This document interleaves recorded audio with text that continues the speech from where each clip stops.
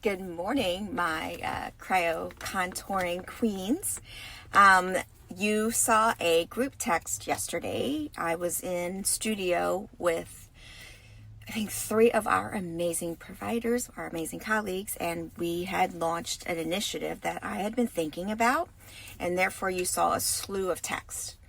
Okay, so a couple of days ago, over the last couple of weeks, I've been doing some research and consultations with new vendors and experts to help us get to the next level in our business. And so I've been doing a lot of capability presentations and learning.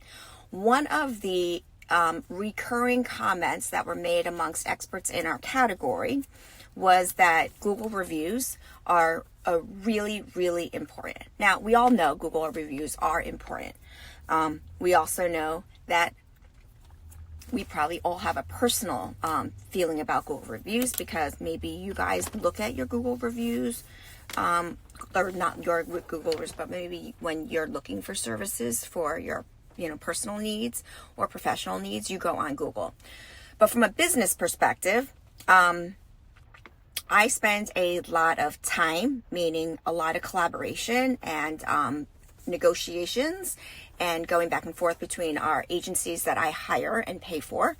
I spend a lot of money investing in being present where people are looking, which actually means not like billboards on roadways, which is what it was in the older days of like those billboards, or banners you see at the mall and things like that. But nowadays, like being where people are looking is actually on your social media or on your phone.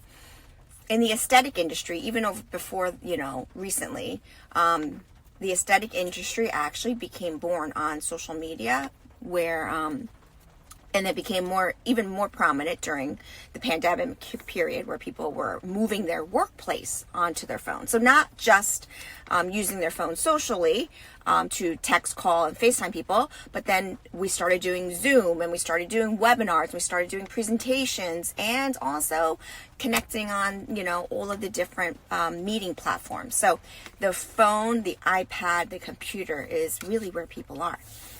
And when you think about the aesthetic industry, or like when you're thinking about beauty or physical things, people want to see what it is that they want the outcomes to look like. So anyway, that's how my perspective of that industry.